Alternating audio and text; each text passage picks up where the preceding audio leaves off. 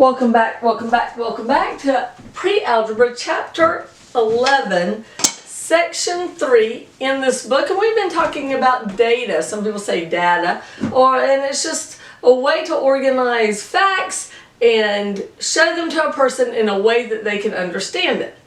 Now, there are a lot of different ways that you can show data. You could have a bar graph, and remember we learned the fancy math name for that is histogram.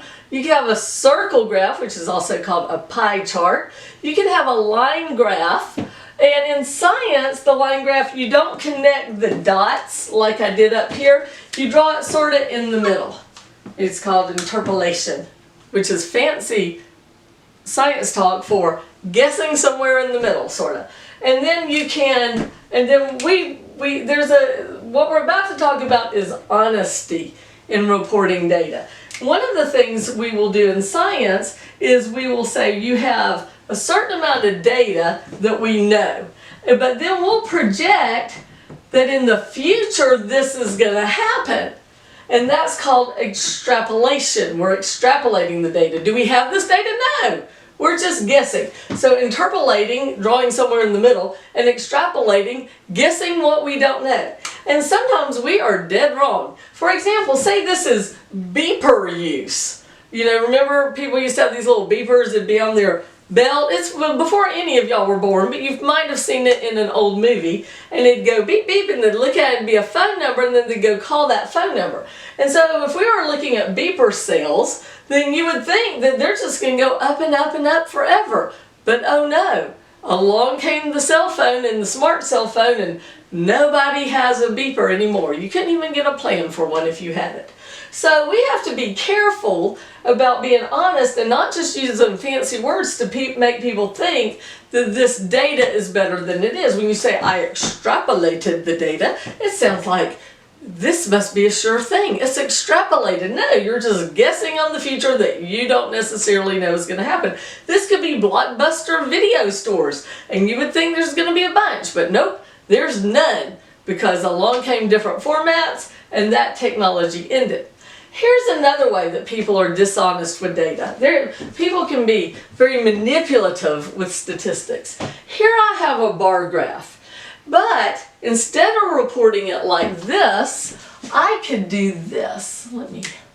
I'm going to just cut off my reporting right there. I'm going to get rid of all of this. And this instead, I'm going to just show the tops of my bar graph and print that in the newspaper. Do you see how misleading it is? It looks like there's a huge difference in this data. But when I had it before, you could tell they were really pretty much all the same, a little bit different. So one of the ways people will mislead you with data is messing with the scale. They'll put a break in the scale, like where this is 0 and this is 500, there'll be a little break over here. They'll stretch out one side or stretch out the other side, and they will try to manipulate you with data, and you don't want that to happen. Another way they'll do it like this, say here's a graph, say it's temperatures, and they've been going down, down, down, down, down, but you want people to think temperatures are going up, up, up, so instead you think, I'll just report this part of the graph. I'll make that graph what I publish, because I want people to think something is going on here, that our local nuclear power plant is causing the pond to heat up.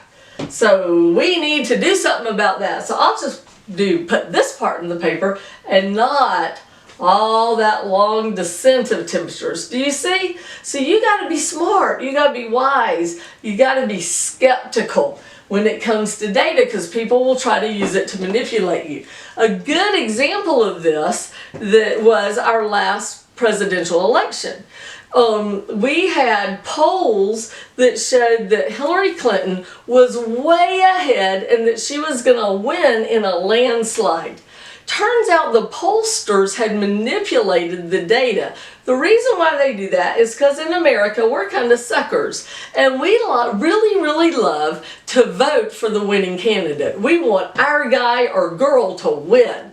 And so they will publish polls that instead of being what is honest, they'll make whoever they want to win be ahead, whether they are or not, just to try to get those people who are undecided to go, oh, she's winning, I'll go vote for her, because that way when she wins, they'll be like, yay, my team won.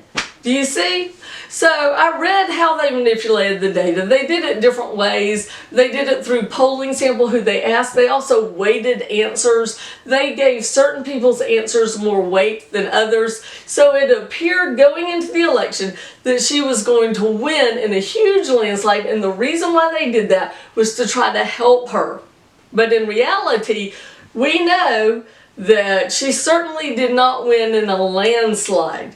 There's debate about, popular vote and every vote counted and disenfranchised votes and all of that.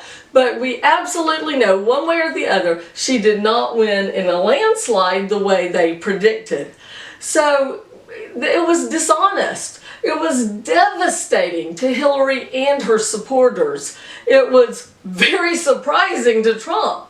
So we need to be honest when we do math, when we do science, when we use statistics, and not try to use it to be manipulated. And if you're not a statistician, you need to be skeptical when you're looking at statistics and don't think, oh, well, this is what it says. Because if statistics were as honest as they claim, Hillary would be the first woman president right now. Now, she might still be one day, but she was not sworn in. And it wasn't fair to her. It wasn't fair to her supporters. They were trying to help her. I don't think it helped her. I mean, I think in the long run, it was devastating. So just to encourage all of y'all to always be honest in everything you do, including science, statistics, and math, right? Math is great. See you next time.